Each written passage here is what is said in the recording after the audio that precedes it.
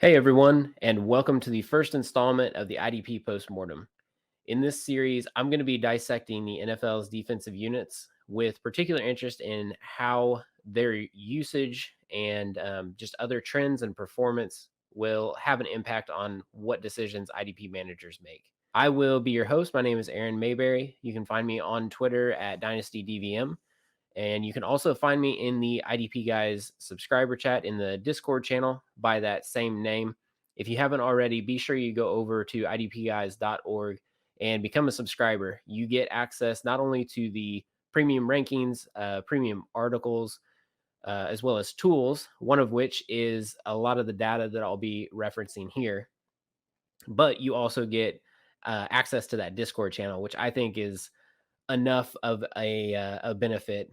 That chat is always just packed full of people asking questions and bouncing ideas off of each other, whether it's trade help, start sit decisions during the year, discussing news, all kinds of stuff. You not only get to interact with other subscribers, but also with writers and staff members that are, in my opinion, probably some of the best minds in IDP. I'm not talking about myself, talk about everybody else.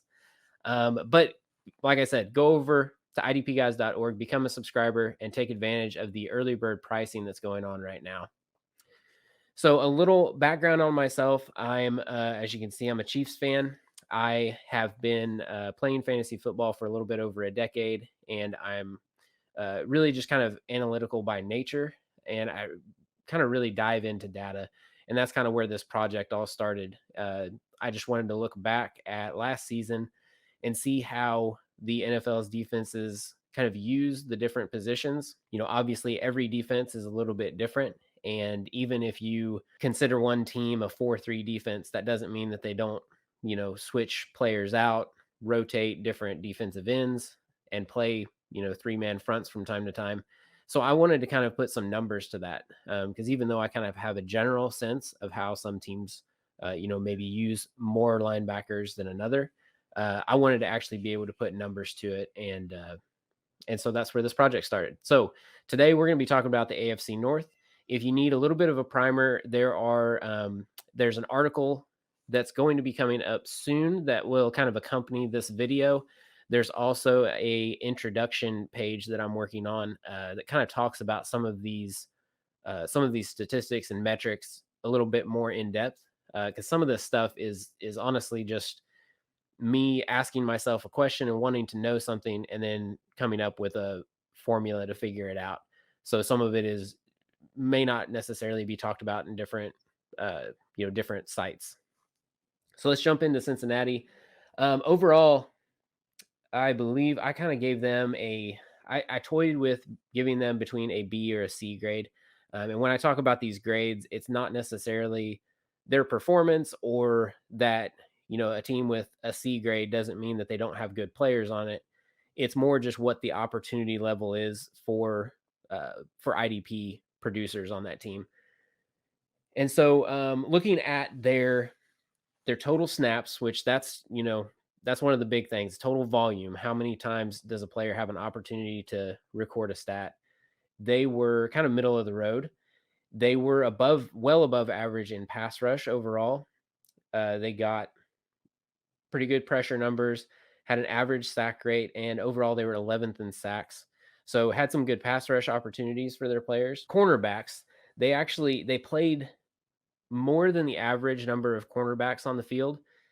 As we probably all kind of know, corners are fairly unpredictable, but in the sense that you can't just plug one into your lineup and expect them to do good every week.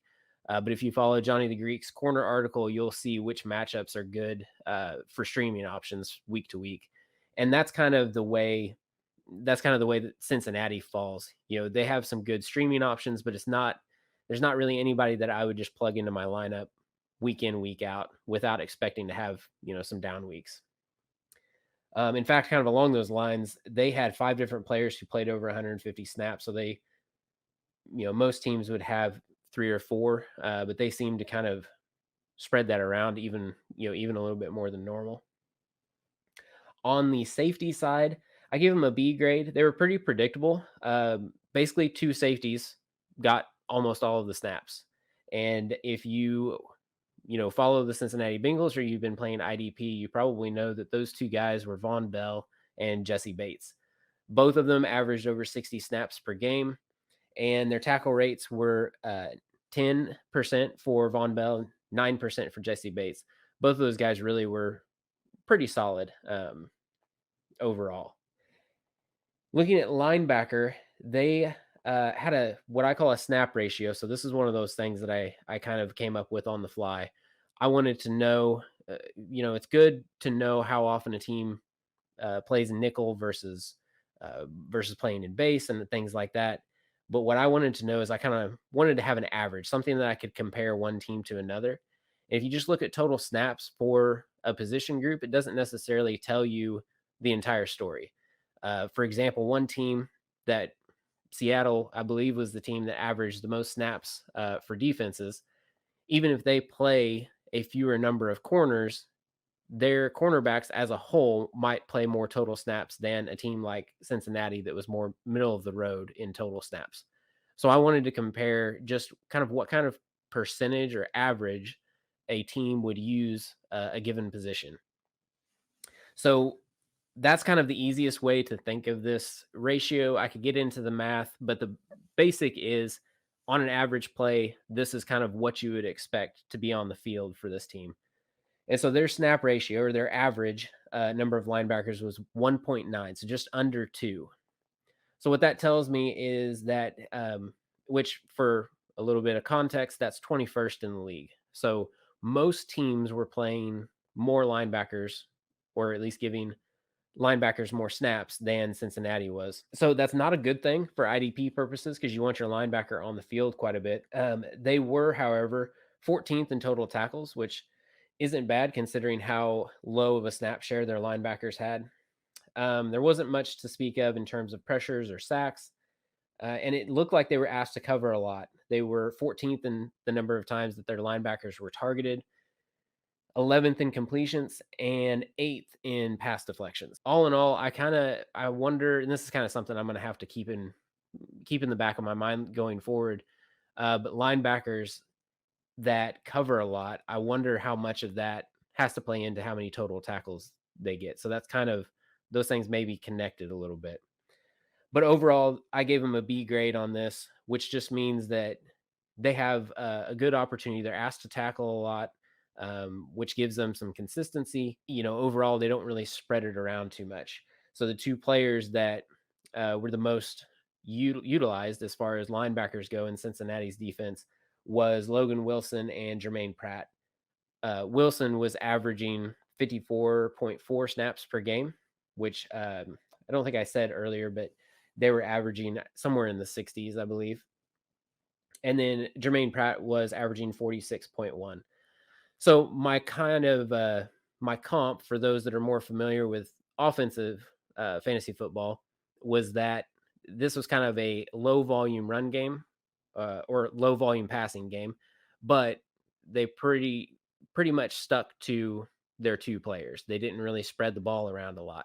So even though their overall volume was kind of middle of the road, since they didn't spread it around, that really kind of kept things useful for IDP purposes. So moving on to the Bengals defensive tackles, they were 10th in total snaps and as well as snap ratio. So 2.1 was their snap ratio, meaning that they pretty much always had two interior linemen on the field and sometimes more. Overall, they were 10th in tackles, 9th in pressures with 50, which is pretty good, especially for interior linemen. They were also 9th in their pressure rate, 6th in sacks with 14.5, and 4th in sack rate. So sack rate for me, what I mean with that is basically the number of sacks divided by the number of pressures. So it's the percentage of the times that they record a pressure that they're actually able to close with a sack. And that percentage was 29%, which is actually really high. As I said, 4th in the league. So that's probably not sustainable, but they're still getting a lot of snaps. They're asked to be on the field a lot, and they're put in a position where they can record pressures, which is for IDP purposes is probably the more sticky stat year to year than just looking at total sacks. The players there basically to focus on are Larry Ogunjobi and DJ Reader. BJ Hill kind of gets an honorable mention. All of them had a significant number of snaps, and with in the case of Ogunjobi and BJ Hill, they were the ones who really had the pressures and the sacks for the team. And then all three of those names that I mentioned had somewhere between 40 and 50 tackles, which isn't bad for a defensive lineman. If you're in a DT required league, you could do a lot worse. At the edge position, this is another one of those. This is one of the things that I think it was great for the Bengals last year for IDP purposes, is that they were predictable. You kind of knew what you were going to get, and edge was no exception. It was pretty much you had Sam Hubbard, who recorded tackles, and you had Trey Hendrickson, who recorded sacks. So overall, just looking at the position from a broader view, they were low in snaps and in snap ratio, 21st and 18th in those two categories, but they were high in pressures. So they had 102 pressures, which was eighth, and they were, but they were low, or I'm sorry, they were still pretty good with their number of sacks, with 24 sacks altogether. That was good for 11th among the edge rushing groups. As I said, Sam Hubbard and Trey Hendrickson were the two names to kind of watch in this situation. And as is usual for Sam Hubbard, he records a lot of tackles, but not a lot of sacks. He actually almost doubled up Trey Hendrickson's tackle numbers. Hendrickson had 34 and Hubbard had 62, but Hendrickson almost doubled up Sam Hubbard's sack numbers with 14 sacks compared to 7.5 for Hubbard. So as I said, overall, kind of a middle of the road defense. You've got some good options on there, but the biggest thing with the Bengals last year was that they were pretty predictable in what their roles were. So kind of moving forward, I don't know what Trey Hendrickson's future is going to be, but as long as you've got Sam Hubbard there, I think it's pretty good bet that he's going to just continue to be the tackle guy, and whoever plays across from him is going to have an opportunity. Whether they capitalize on that opportunity or not, that remains to be seen. Kind of just depends on who that guy is. I know I'm a big I've kind of been stashing Joseph Osai where I can, especially if it's cheap cost to acquire him. If something happens with him, I don't know what his contract situation is, but if Osai steps in there, he could have an opportunity to have a similar season. 14 sacks is pretty good for an edge rusher that you don't have to really pay a high price to acquire. Moving on to the Pittsburgh Steelers, who somehow are second in this division. Would not have thought that at the beginning of the year necessarily, but they had, I forgot to do this with the Bengals, but I'm going to kind of run down what their basic package was, what their average snap ratios were. The Steelers averaged 2.5 corners on the field with 2.3 safeties, 1.9 linebackers, so similar to the Bengals, not a lot of inside off-ball linebackers, 1.9 defensive tackles, and 2.5 edge rushers. So I should take this opportunity to kind of mention that I'm trying to use true position as much as possible. So defensive ends and outside linebackers, for the most part, I try to label them as edge rushers. There could be some discrepancy from one place to another, of course, but this at least gets us an overall idea. And I won't get into. Plenty of people have argued over the true position thing. I won't get into that too much, but hopefully this gives us an opportunity to compare guys like TJ Watt, that really probably his role in their defense has a lot more in common with Myles Garrett than it does with, say Logan Wilson, who we already talked about. So anyway, that was the Steelers' average in personnel. They played a lot of snaps. They were sixth in snaps per game with 68. They were ninth in combined tackles with 1,152 as a whole team.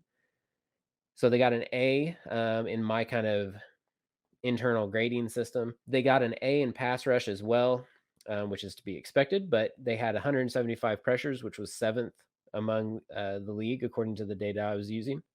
They were first in sacks with 55, and they were second in sack conversion rate. So 31% of their pressures turned into sacks, which, as I mentioned before, that's pretty high. Even as a team, that's a high number. So we'll have to see if they'll actually be able to maintain that year after year. But so far, I mean, they kind of have been known for that the past couple of years with TJ Watt. He's kind of a high efficiency edge rusher. You know, even though he records a lot of pressures, he still seems to record a lot of sacks. I give him a B in coverage. They didn't get a lot of targets in the data that I was using. They were 20th with 561 targets as a team. 8th in pass deflections, though, with 80. So they were making a lot of plays on the ball. In terms of pass deflections per target, so this is another one of these things where I kind of came up with this on the fly, and I wanted to know what was the percentage of times that their team, you know, anytime a target was recorded, it means that they had an opportunity to make a play on the ball.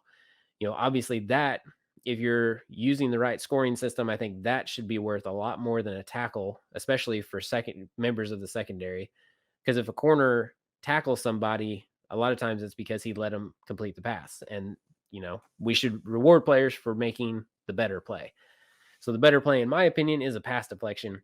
And they were 4th in that category. So 14.26%, which basically means that out of 100 targets, they were going to record around 14 pass deflections. That is pretty good. You know, I think that kind of bumped them up because otherwise they didn't have a ton of volume. But because they were pretty efficient at making plays on the ball, which, as I said, should be worth more than a tackle, in my opinion, I kind of gave them a better grade. Unfortunately, looking at their corners, that's not really where their value came in. As I said, not a lot of targets. They were 21st in tackles, 24th in snaps, but they were 27th in pass deflections, so still not very good there, but 11th in interceptions. So overall, there's not a whole lot to talk about with the cornerbacks.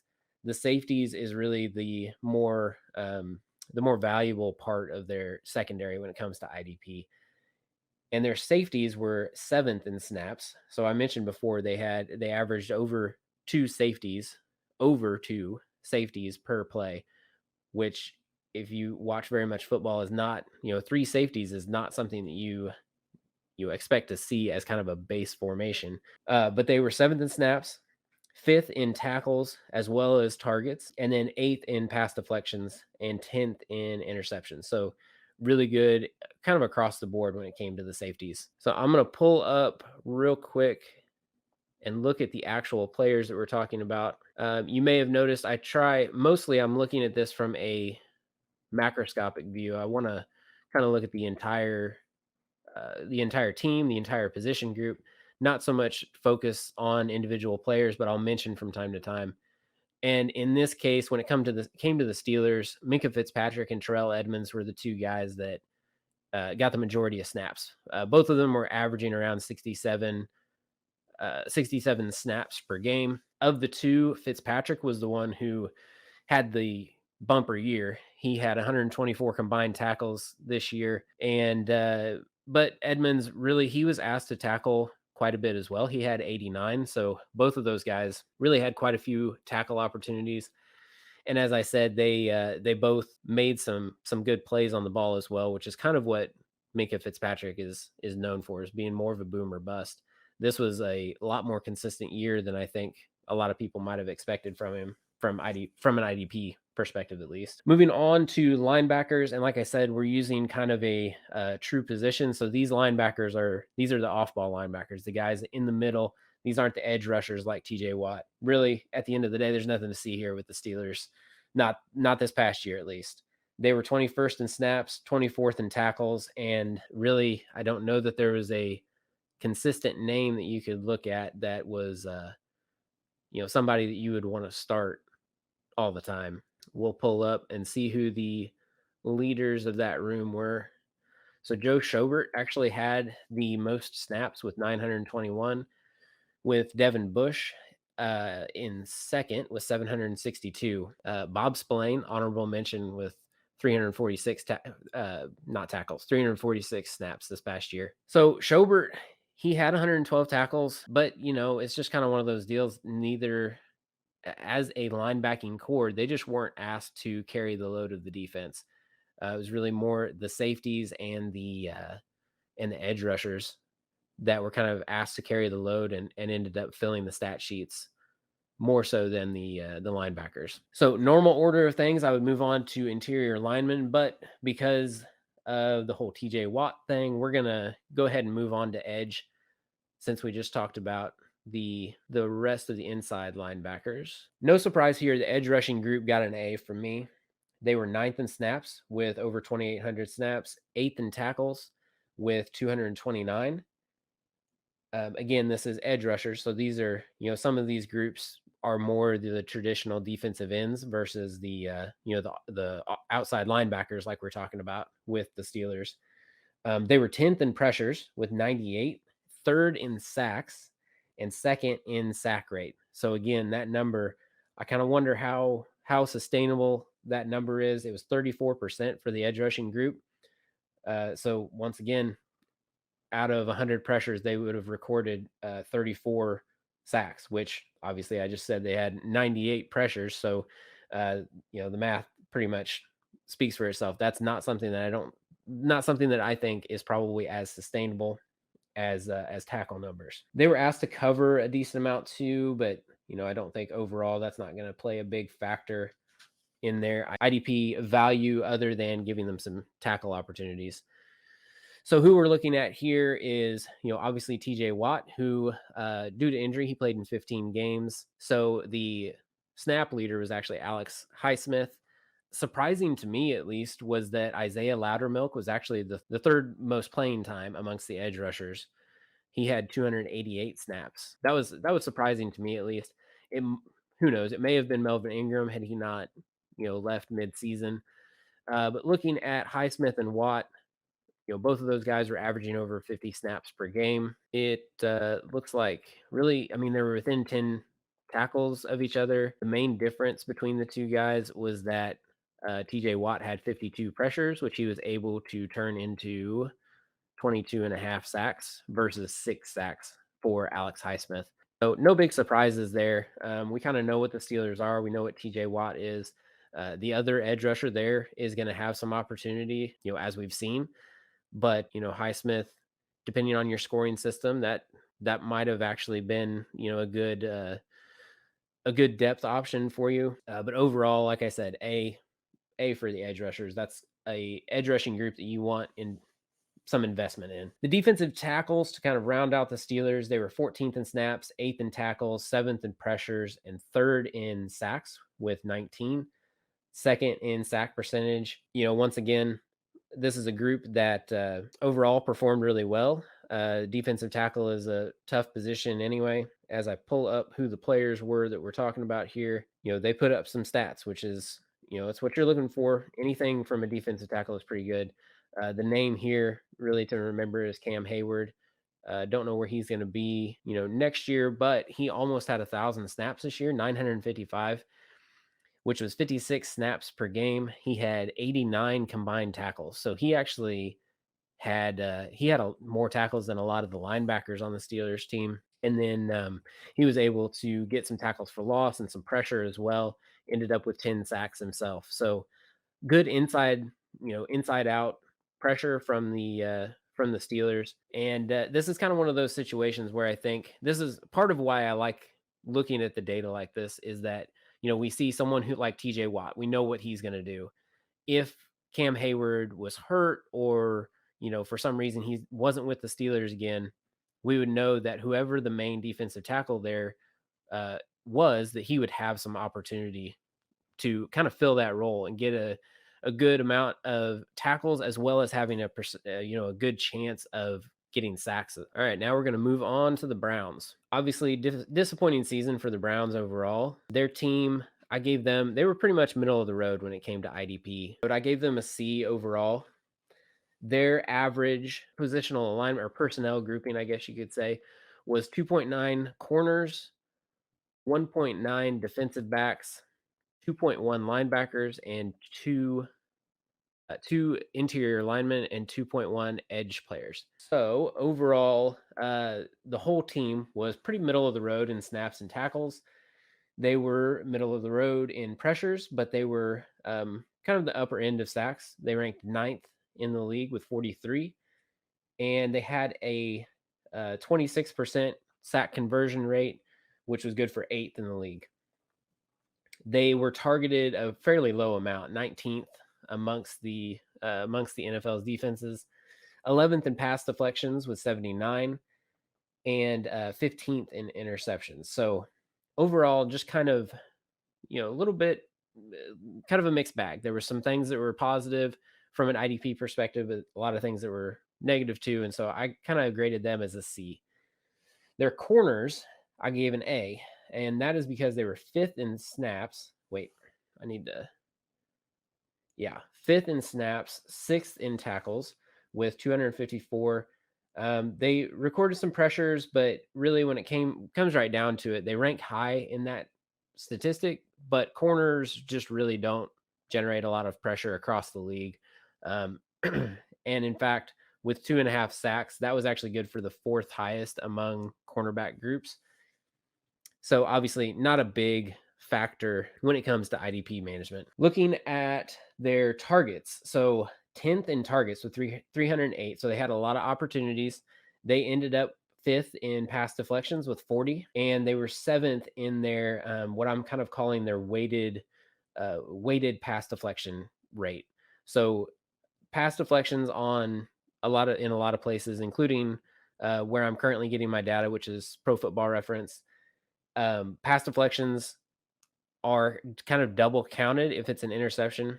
So if a player records an interception, they get an interception in the stat column, but they also get a pass deflection. So I took the pass deflection number plus the interceptions and kind of use that as a way to weight interceptions a little bit more, well, twice as much as pass deflections.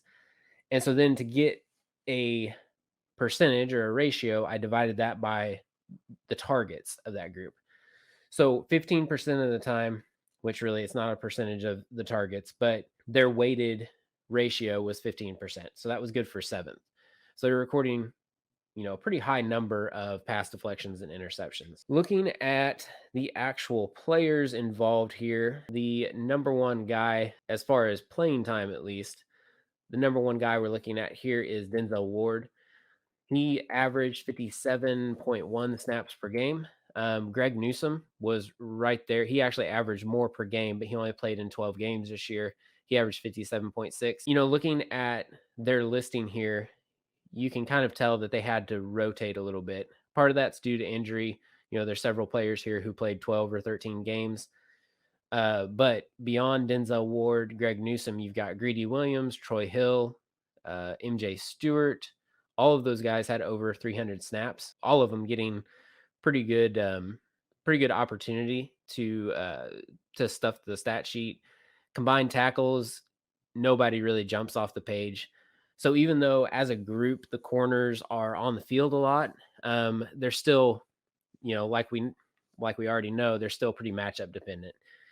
I see none of them actually had more than 50 tackles. A little risky to try and find someone there who you can just plug into your lineup and leave them, but you can play them in the right matchup for sure. So the safety group for the Browns, they ranked 32nd. So the safeties, they ranked 26th for total snaps, 27th in snap ratio. Just overall, they weren't used a lot.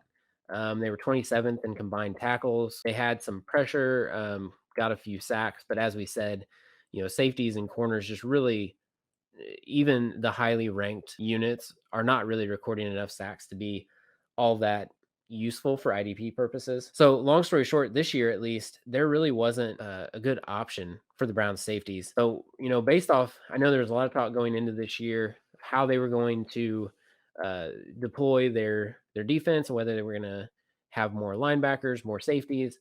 Well, based on what they did this year, at least, I think that we can rely much more on linebackers to be on the field getting snaps versus their safeties. Going to look at the actual players that we would be targeting if you were going to use one of their safeties. Would be John Johnson or Grant Delpit. Seem to be the two main ones. Although actually it looks like Ronnie Harrison was averaging. He averaged more snaps per game than Grant Delpit did.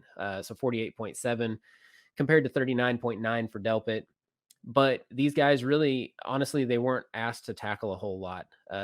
Delpit led the safety group in tackles with 66. So it seems like they were probably utilized a little bit more in coverage than what you would want for like a box safety for IDP purposes. So really, 36 targets was John Johnson. So just overall, not a lot of good usage from the safety position for the Browns. So I'd much rather invest in their linebacking core, which is what we'll talk about next. So the linebackers were, move over here. The linebackers were 13th in snaps, 10th in snap ratio. They were 7th in combined tackles. So, all really good things. Overall, I'm going to give them an A as well. Just being that high in tackles and in snaps. I mean, that's really what it's all about for the linebackers. The big plays are good. Those are nice when they come. But when it comes to a linebacker, my personal preference is to have somebody that consistently is on the field and is asked to make tackles, because that's where most of the points are going to come from. Looking at the individual players, there's not a whole lot to talk about the team or the positional unit as a group. So we're going to jump into some of the players that we're talking about here. Jeremiah Wusu Koromoa is obviously the big name that people are going to be talking about in Dynasty, or JOK, if you don't want to say the whole thing. Anthony Walker was actually the guy who averaged the most snaps per game and played the most total snaps, but that was done in 13 games. So 53.9 snaps per game for Anthony Walker. He was the leader in tackles as well with 113. The second highest snaps per game was JOK with 42.7.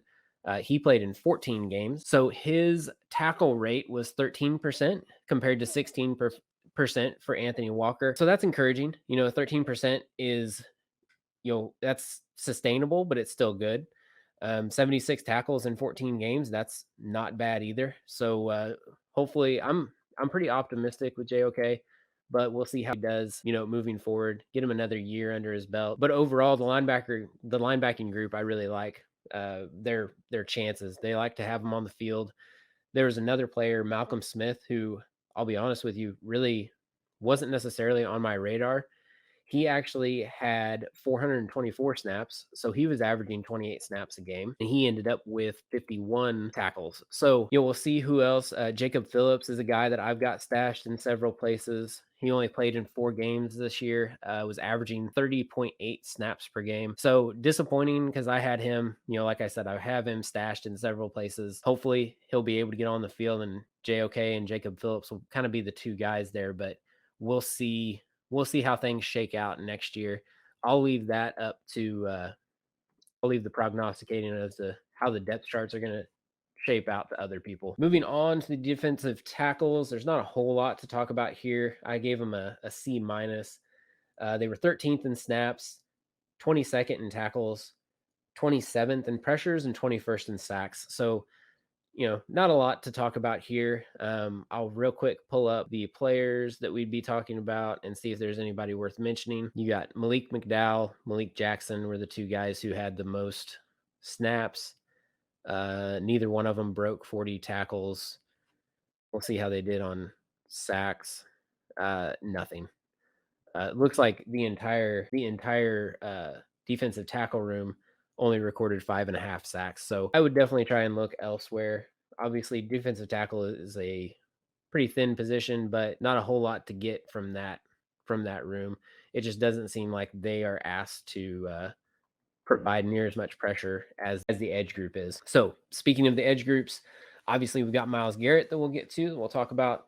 But as a whole unit, they were actually middle of the road in snaps, 18th. They were 18th in tackles as well, but they were high in pressure. So 4th in pressures with 108. They were pretty high in pressure rate as well, ranked 5th.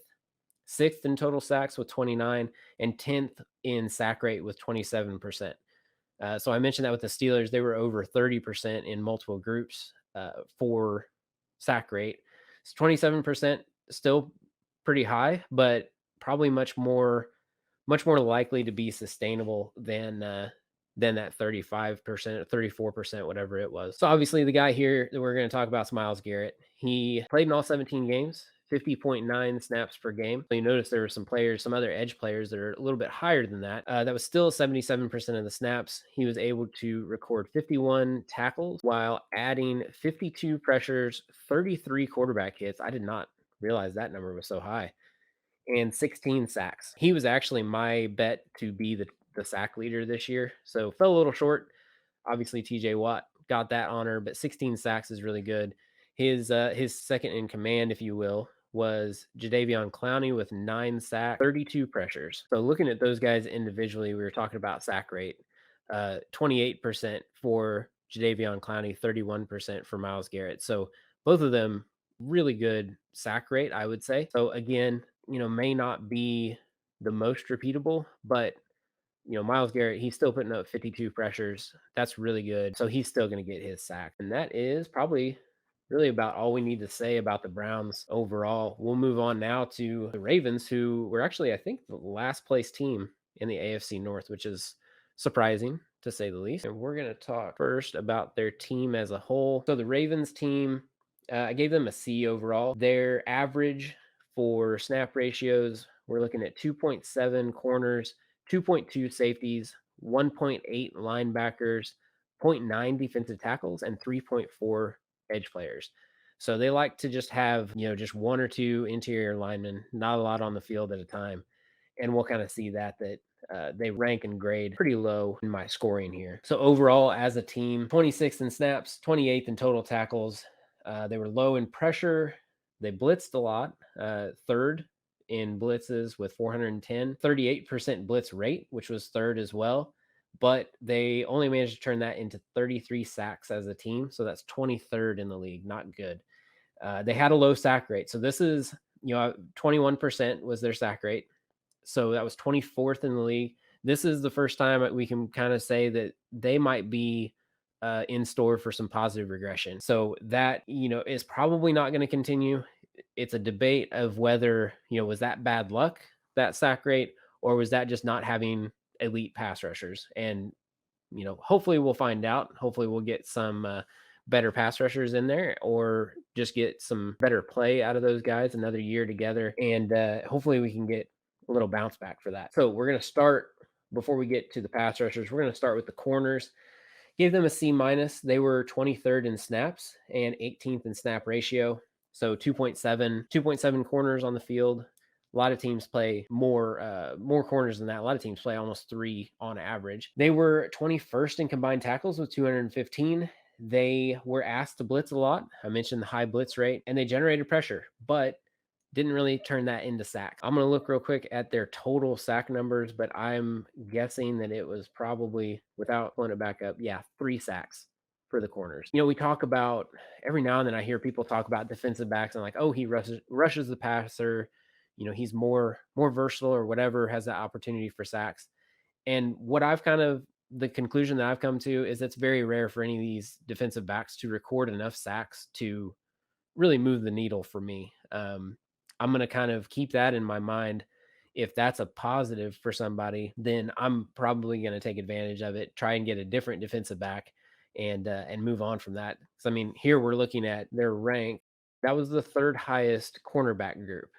So all of their corners together put together 3 sacks, and that was the 3rd most as a position group. So that's just not enough to really account for anything when you're talking about individual players who are getting 16 sacks in a season. So not a lot to talk about with the corners. I'll take a look real quick at the actual players that we're talking about here. Don't think there's really a standout. If I had to guess, I definitely would not have gotten this. So go ahead and take a guess if you're watching or listening right now. See if you can guess who the cornerback with the highest snap count was. If you said Marlon Humphrey, you were incorrect. It was Anthony Averett. He had the most total snaps this year, 808 in 14 games.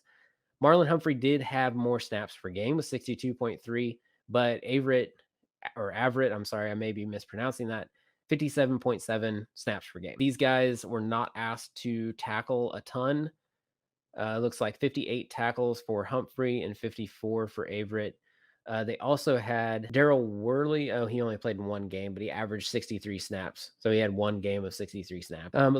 We have 4 different players who were right around 30 snaps per game. Kind of rotated in a little bit. I think part of that looks like none of these guys.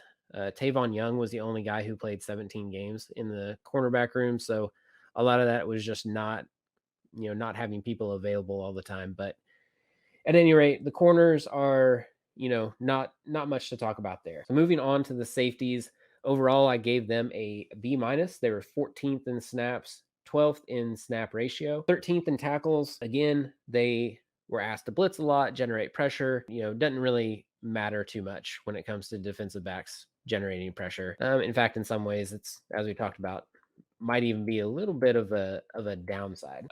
Targets, they were 12th with 135. Pass deflections, they were 4th. So, those are both pretty, that's kind of what keeps them up in the B range instead of being down in the C range. As far as which players we're looking at here, Chuck Clark, far and away the most snaps of anybody. He averaged 64.1 snaps per game. The next closest was Desean Elliott, who only played in 6 games, but it was averaging 50.8 snaps. Looks like Brandon Stevens was the other guy that kind of filled that role, and he averaged 43.8 snaps per game. So he played in all 17 games. Again, when it comes to tackles, they really weren't asked to tackle a ton. Chuck Clark had 80 tackles, so that's pretty good for a safety. 78 for Brandon Stevens, for a guy that Stevens, I'm sure you could have found on your waiver wire. That's not too bad, especially in deeper leagues. But other than that, as I said, pressures and sacks were still, the whole group only had 3 sacks altogether. So nothing to write home about there. Not a ton of big plays either. Like I said, not kind of an uninspiring safety group.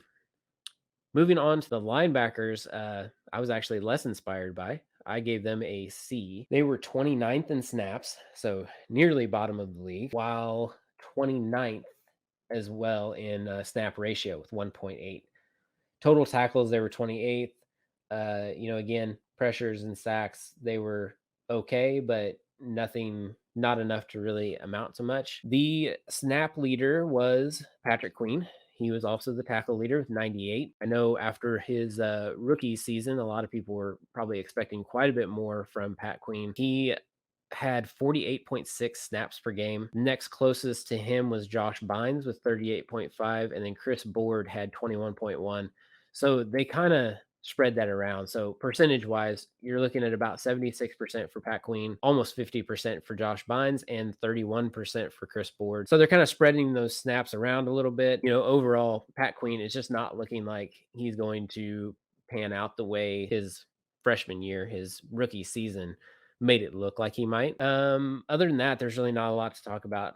None of these guys, like I said, linebackers really just aren't, at least the way they ran the defense last year, they're really not asked to do a ton. They're not really where the tackles are coming from. Actually, the tackles are really just spread out across the entire defense. So it's kind of hard to really want to invest too much in this team as a whole. The defensive tackles, basically as low as I can grade them. They were 32nd in snaps, 31st in total tackles, 32nd in pressure, and 28th in sacks. I don't think there's really anybody to talk about in terms of individual players. So we will move on to the edge group, which got a C. The edge players, it's quite a rotation. There's a lot of guys in here getting, okay snap numbers. Tyus Bowser was the snap leader with 834. That was good for 49 snaps a game. He had 59 combined tackles. Getting ahead of myself a little bit, I should look at the entire group. So as an entire group, they were 2nd in snaps, 2nd in snap ratio. They were 4th in total tackles, 5th in pressure, but they just weren't able to convert sacks. They were 28th in sack rate and 22nd in sacks with 20. So just 19% of their pressures were converted to sacks. Like I said, Tyus Bowser was the snap leader. He played in all 17 games, 49.1 snaps per game, 59 tackles. None of these guys really had significant sack numbers. Caleus Campbell was number 2 with Odafe Owe just behind him. Both of them averaged about 41 snaps per game. But we also had Justin Houston, Justin Ellis. Both of those guys were over 300 snaps. And then it looks like we had a bunch of guys with 200 some snaps. Broderick Washington, Pernell McPhee, just a lot of mouths to feed when it comes to the snaps amongst the edge rushers. Looking at their pressure numbers, looks like Tyus Bowser had 26 pressures. Odafe Owe had 27. Justin Houston had 24.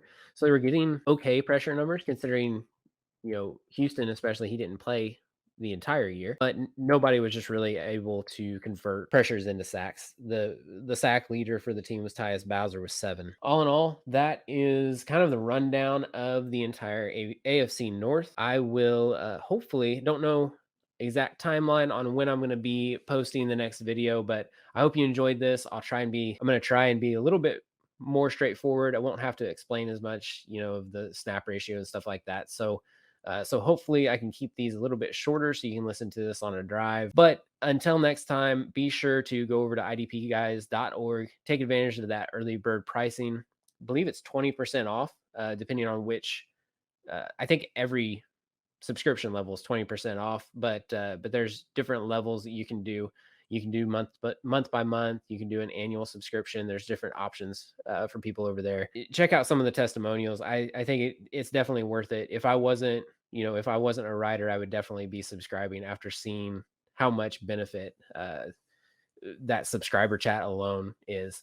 So go over there to idpguys.org. If you have any questions for me, look me up on Twitter at DynastyDVM. And until next time, everybody take care.